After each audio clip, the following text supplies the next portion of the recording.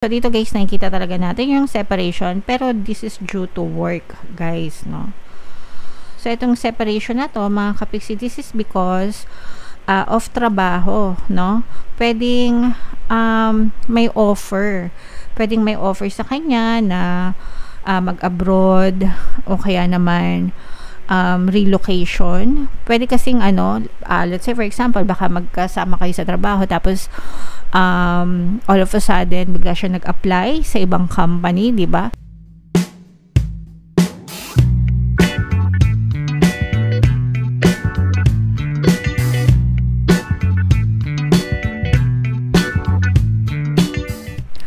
Hello guys, hello Pisces. Welcome back to Pinay Pixie Tarot. Love life reading tayo para sa episode na to for August para sa Pisces, Sun, Moon, Rising, Sign, and Venus. General reading lang guys. Pwedeng ma-pick up yung energy nyo, pwedeng ma-pick up yung energy ng person nyo. Roles can be reversed. If hindi kayo naka-resonate dito guys, try nyo panoorin yung video dun sa zodiac sign ng person nyo. Baka nandun yung energy nyo guys. So, unahin natin tong deck na to. Tingnan natin yung love message para sa inyo. Wow! So, ito nakikita natin na magkasama kayo sa picture, mga kapiksi ng iyong person. So, mahal na mahal nyo isa't isa. Tingnan natin kung anong ibig sabihin nitong card na to, guys. Friendship. Okay. Nurture the bonds of friendship within your relationship and your love life will dramatically improve. So, pwedeng, kayo guys, no? Pwedeng from friendship to lovers. Pwedeng from lovers to friendship. Sometimes, merong mga nade-develop na relationship from friendship. Meron din naman na hindi kayo magkaibigan dati pero nung naging in a relationship na kayo, doon nyo mas nakilala yung isa't isa and doon na-develop yung friendship nyo.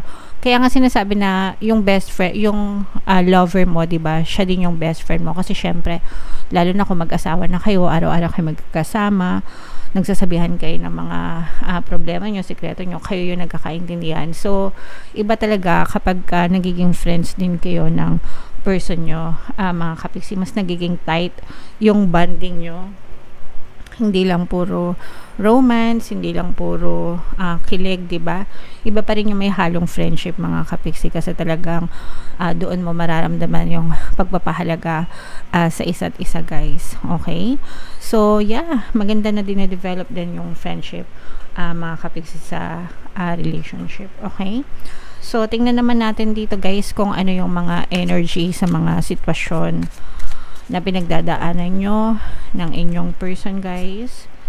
For some of you, merong nagbabadyang separation dito, guys, no?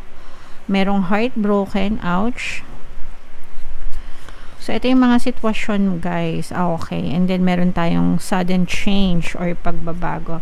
So, ito guys, with this energy, no? Tingnan natin mamaya kung ano yung makikita natin dito. Pero dito, nakikita natin na nagkakagulo yung inyong relationship, mga kapiksi. Merong sudden change, sudden pagbabago, shocking news na pwedeng maging dahilan ng pagkakahiwalay nyo. Ito guys, hindi pwedeng pwedeng magkahiwalay kayo dahil sa trabaho. So, let's say for example, baka bigla na lang nakapag-decide yung isa sa inyo na magtatrabaho ko abroad, ikaw maiwan dito sa Pilipinas, ikaw mag-asikaso ng mga anak natin.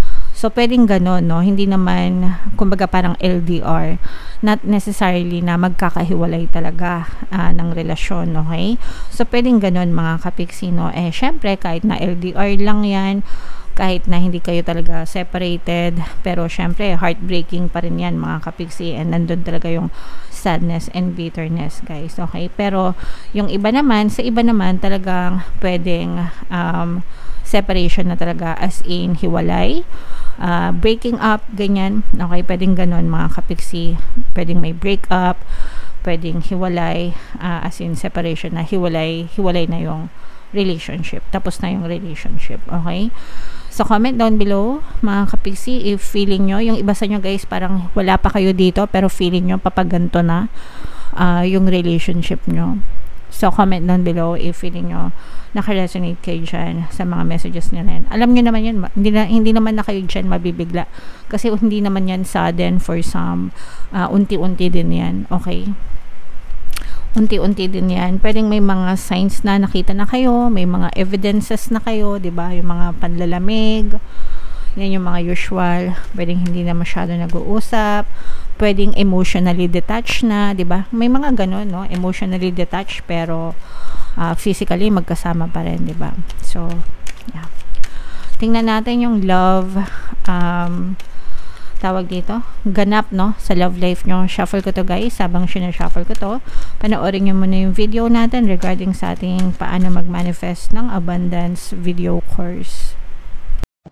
Kapiksi, sawa ka na ba sa mga struggles at hirap sa buhay mo? Masipag ka ba at masikap sa buhay ngunit hindi ka pa rin umaasenso? Ilang beses ka na bang nag-attempt mag-negosyo at mag-invest pero palagi ka pa rin nalulugi? Sa pagkakataon na ito ay maaaring may subconscious beliefs ka na nagiging balakid sa iyong pag-unlad at pagyaman. Introducing, paano mag-manifest ng abundance video course. Dito ay matututunan mo ma-overcome ang mga balakid mo para tuluyan ka ng umunlad, umasenso, sumagana, maging matagumpay, successful at maswerte sa iyong kabuhayan, pera, trabaho, negosyo sa labi at kaperahan ng bonggang-bongga. Dali, mag-send na ng email sa pinoypixie@gmail.com at simulan na ang iyong pagyaman ngayon.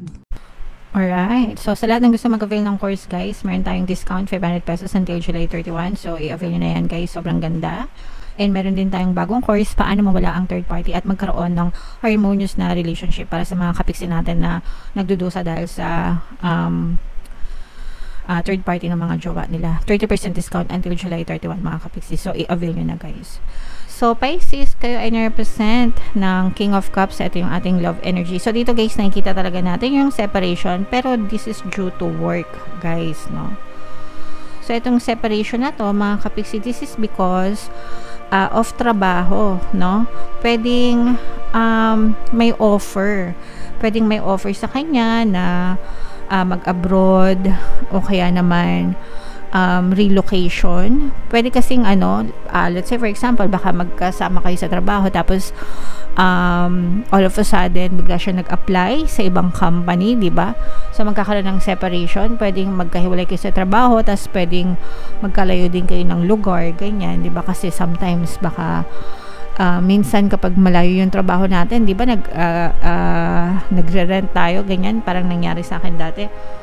Kailangan ko magtrabaho sa malayo, so nagre-rent ako, malayo ako sa family, pero sa Pilipinas lang din. Pero ang hirap kasi, 'di ba, kapag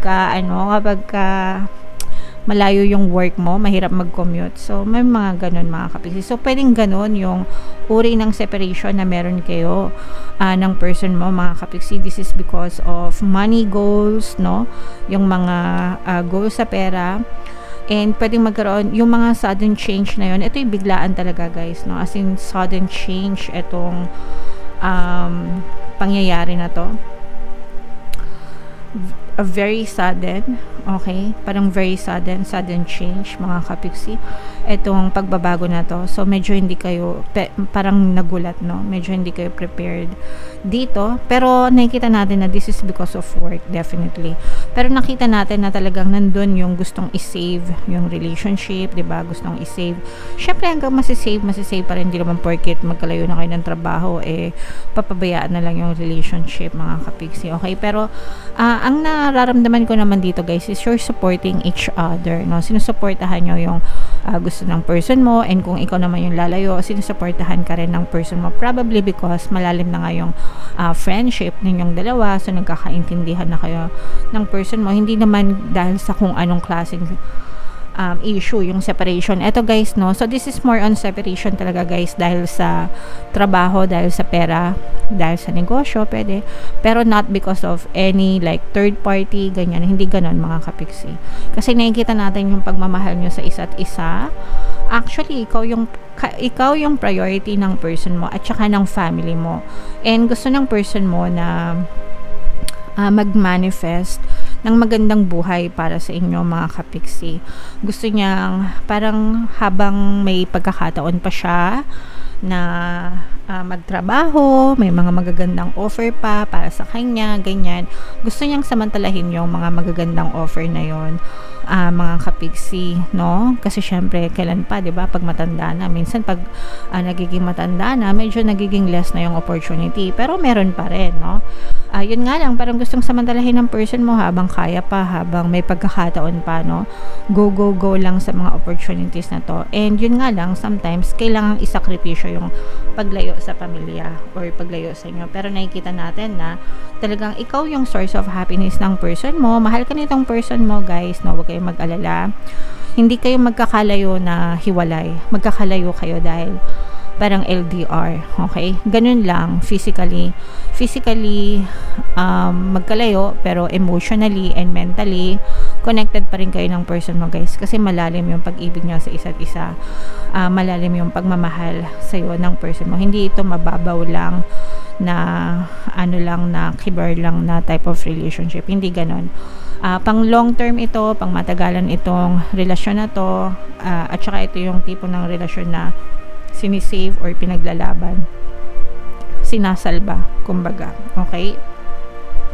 Hanggang masasalba nyo, hanggang masasalba nila, mga kapiksi, nararamdaman ko yung paglaban nyo sa isa't isa para manatili yung kagandahan ng relationship nyo, okay?